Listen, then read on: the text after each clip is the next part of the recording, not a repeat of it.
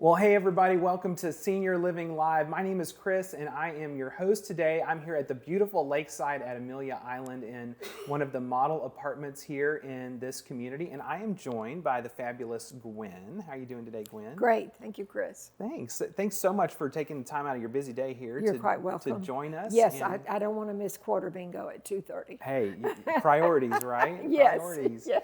So tell me a little bit about yourself and how you got to come here to the lakeside. Well, I got to come here because I fell at home Okay. when my daughter was out of town. If you're going to fall ever, you should not do it when your daughter's out of town. Oh, so hard to plan Yeah, that, just though, I it imagine, was right? hard to plan. Yeah. So, and she was concerned, so we looked, and here I am. I've been here since July the 30th of last year. So, pretty well accustomed to what goes on. Yeah. Yeah. And So- you were saying earlier you've lived here on Amelia Island for I've a long lived time. on the island since 2004, November of 2004. My husband and I bought a house on Oak Marsh Drive, beautiful cul-de-sac across from the marsh.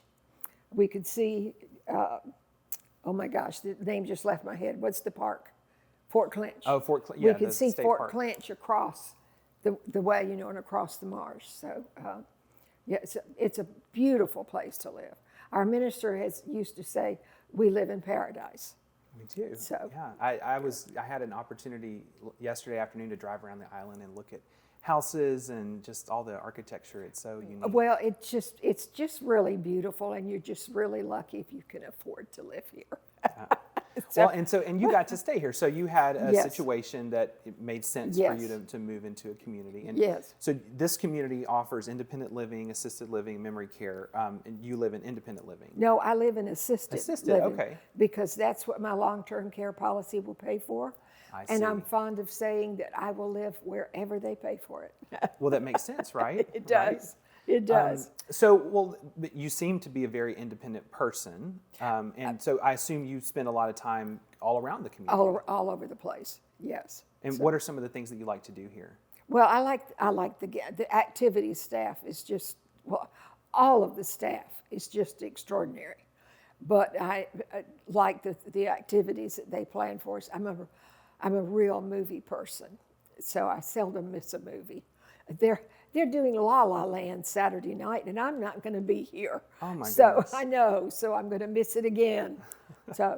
But the activities are very important. It's just not good to sit in your room, for very long at a time. We talk a lot about, I know in past episodes of this Senior Living Live show, I've talked about where really like your apartment is your home and it's your place and Right. you've got your things, but I think people move into the communities and they don't realize how much time you spend out of the apartment. Yes.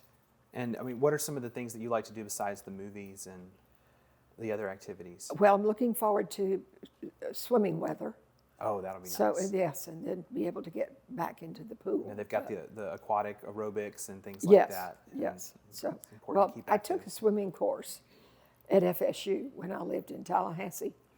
In the winter semester, January through April, and we were swimming one night. It was 27 degrees. Oh my goodness. But it was a heated pool, so you don't know.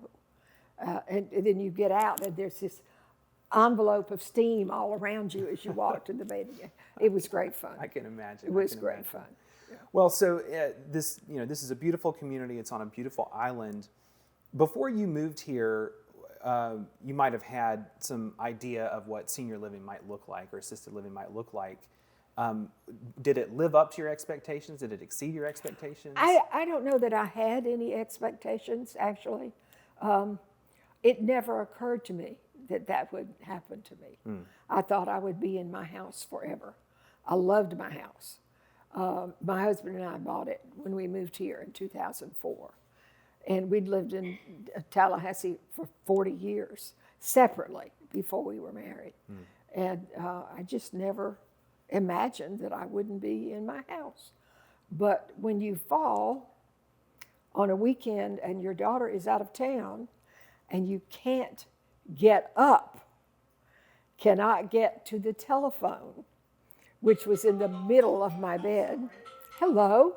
You got a phone call? That's all right. That's all right. which Keep was rolling. which was in the middle of the bed, so that I couldn't even get over and pull the bedspread off so I could get my phone. And so I just lay on the bedroom floor until the next morning, and finally got over there and got the phone down.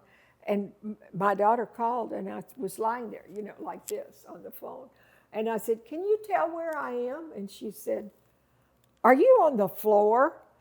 And I said, "I am on the floor." And she said, well, anyway, never let it be quoted what she said. But she said, "Why didn't you call David?" And I said, "I didn't want to bother him." I said, "No, truly, I couldn't get my phone."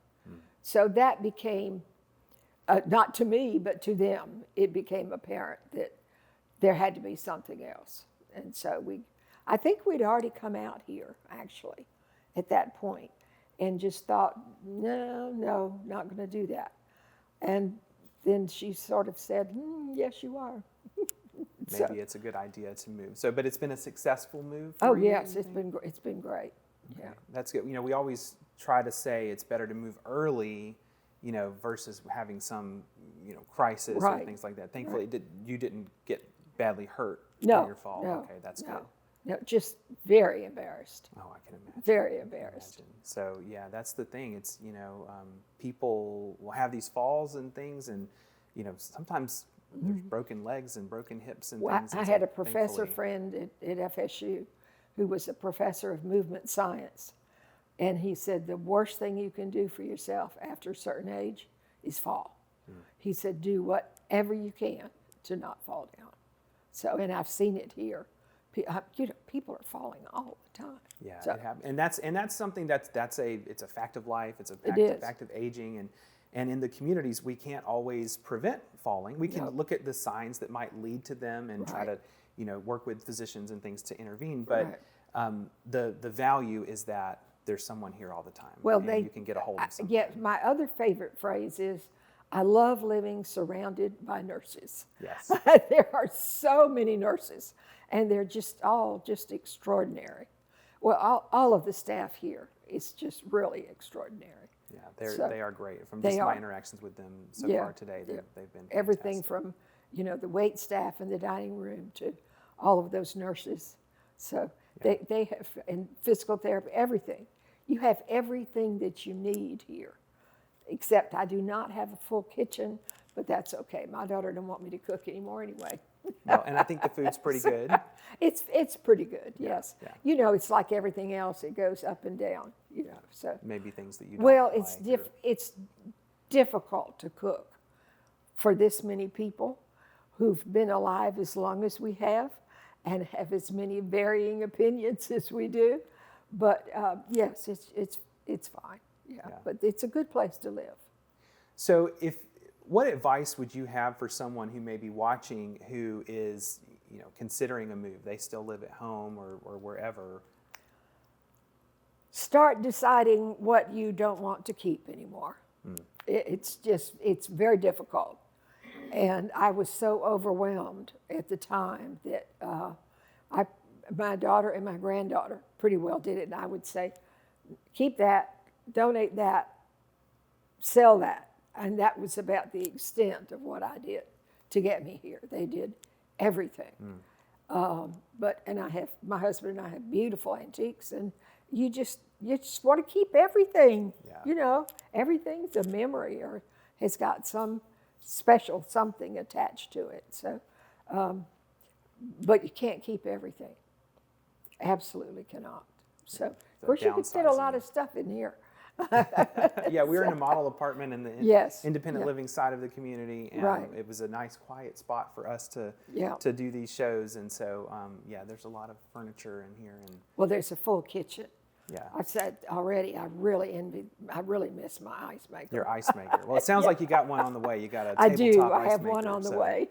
So that's exciting. That'll take care of that. All right. Well, thank you so much for You're joining quite us welcome. today, Gwen. And thank you for joining us online. If you want to hear more stories like Gwen's or learn more about senior living in general, just head over to seniorlivinglive.com.